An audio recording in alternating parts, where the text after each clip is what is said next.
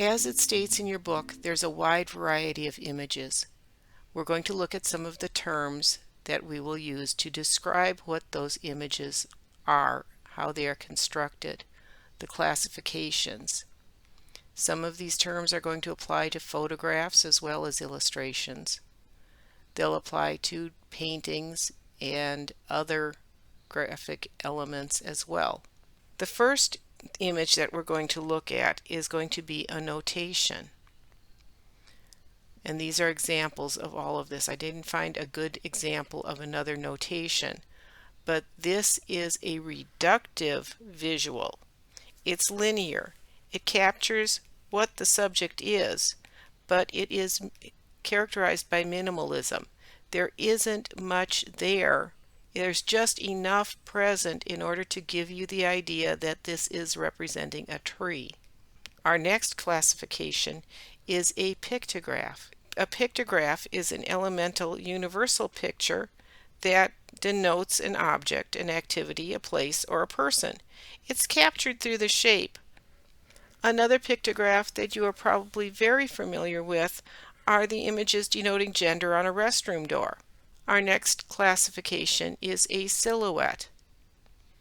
A silhouette is the articulated shape of an object or subject, taking its specificity into account, as opposed to something that's more elemental, like the pictograph.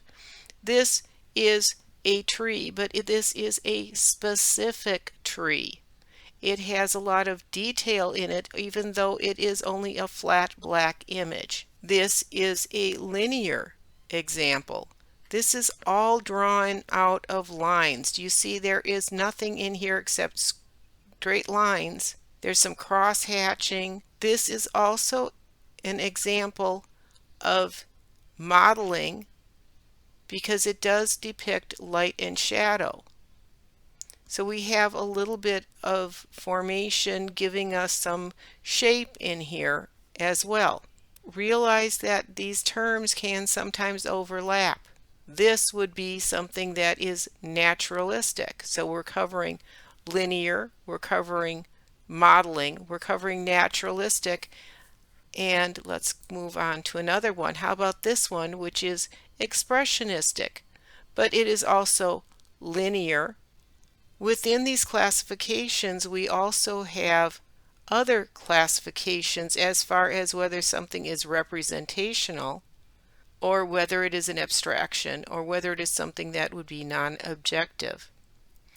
Representational drawings try to replicate actual things in nature the way we would see them. So that's going to take in a lot of what we've looked at as far as being a silhouette or something that's a contour drawing, or whether it's naturalistic. These are images that people can recognize, and they are also called pictorial or figurative. An abstraction is a rearrangement or alteration or even a distortion of the subject.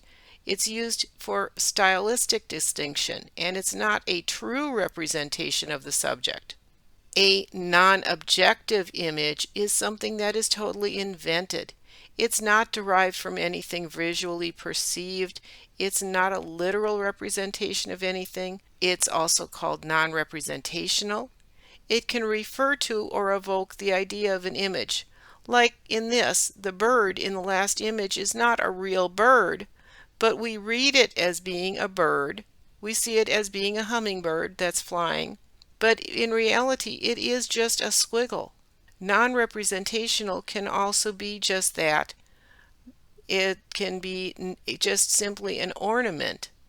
We're going to look at signs and symbols, or basically this is semiotics. A sign is a representation of something. Like letters make up words, and the words represent a thing or an idea. Semiotics is the study of these signs and how those signs are used in everyday communication. Signs take shapes in things like logos, or a book cover, or packaging, or some type of an exhibit, web pages, motion designs. There are different kinds of signs. You need to know what those different kinds are. and that's called semiotics. A sign is something visual. It can be a word that's written out. It can be a picture. It could be a drawing. Basically, a sign is something that's visual. It can be a picture, a photograph, a drawing. It could be the word. And for our example, we're using a dog. We use signs every day in the form of speech or text or in little emojis on your phone. A sign stands for something else. A signifier could be a word, like dog, and the signified could be this image of a dog, or it could be whatever each individual thinks of when they see that word dog. I might think of a Chihuahua. You might think of a Husky. Somebody else may think of a German Shepherd. The word dog brings different images to different people. In our other example, the signified is the image of the McDonald's logo, and the signifier is something that gives meaning to the word or to the image, in which, in this case, it's the slogan. One of McDonald's slogans used to be, "I'm loving it." And so if you'd hear that slogan, you might think of the restaurant, or you might just think of the Golden Arches, or you may think of, "I would like to go get a French fry." You hear it, you see it, it brings something else to your mind. A sign is defined as a visual mark or part of a language that stands for something, like the word dog, the picture of the dog. They mean the same thing. A dollar sign represents an amount of money. A drawing of a flower on a seed packet represents the kind of plant you're going to grow out of that seed. Signs can be words or they can be images. A written letter in the alphabet stands for a vocal sound.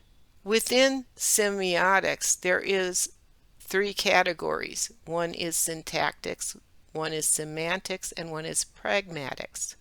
The first one, syntactics, is the formal part of the sign. A syntactic doesn't worry about what something means. It looks at the image in the terms of its structure. Is it linear? Does it have color? What kind of color? Is the color saturated? Is the color unsaturated? Is it a photograph? Is it naturalistic? Is it expressionistic? Syntactics looks at the content of the image before it gives it any kind of assigned meaning.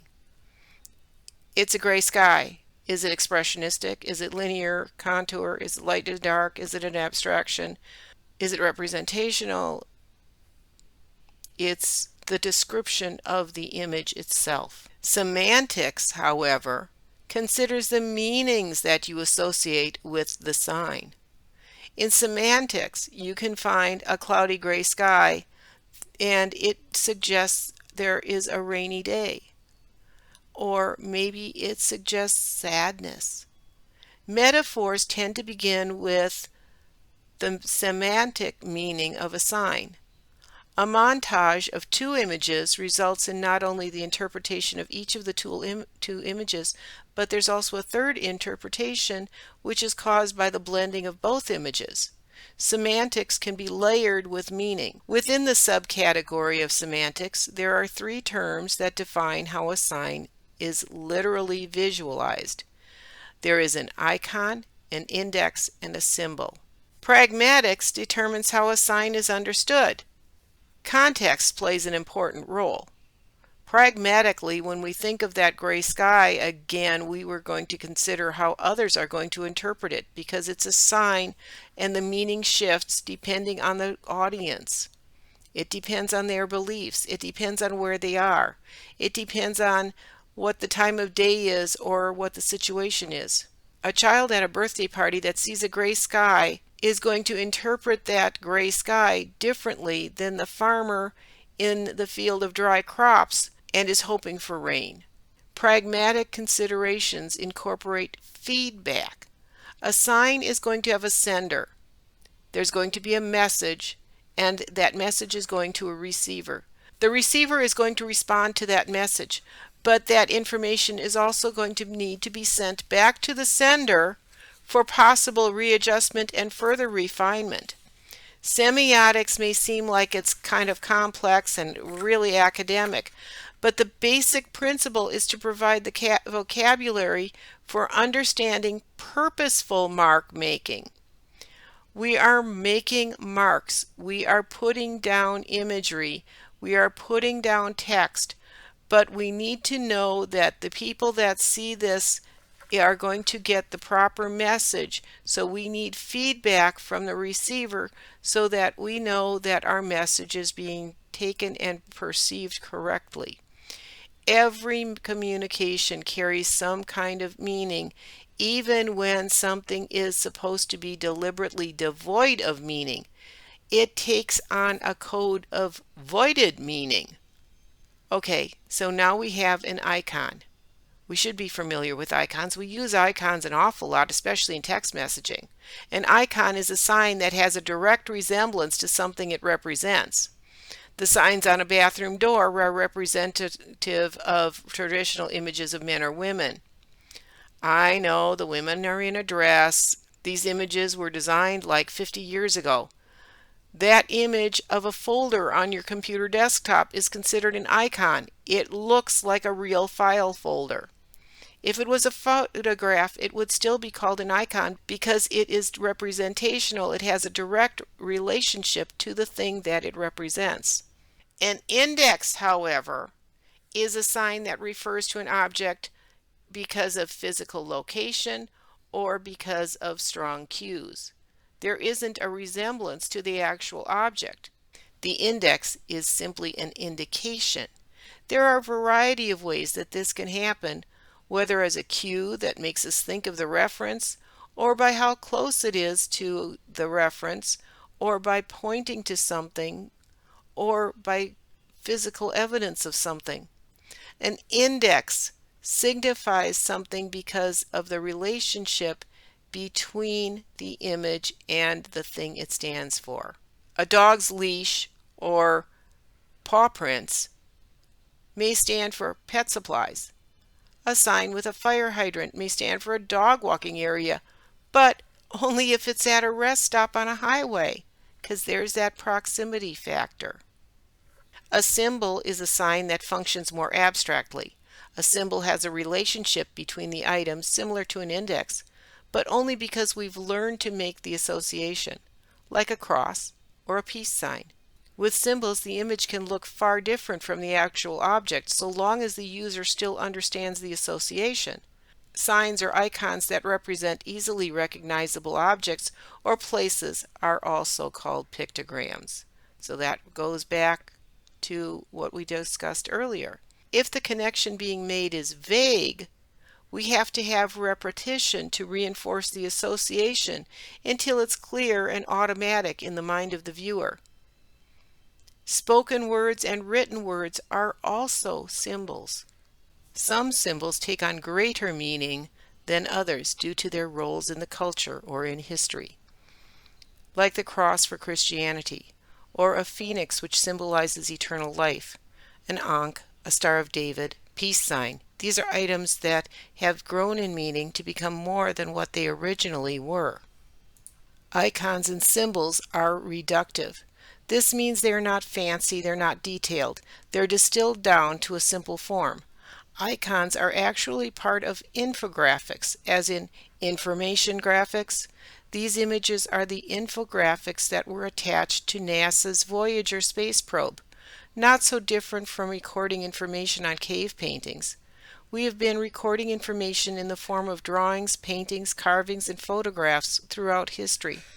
In modern history, infographics recruited the aid of sound and motion, working with television and the web.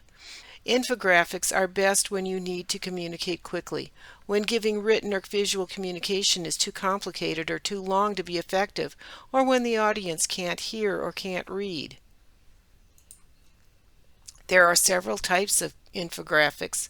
We'll look at the items that are icons and pictographs in our next lecture.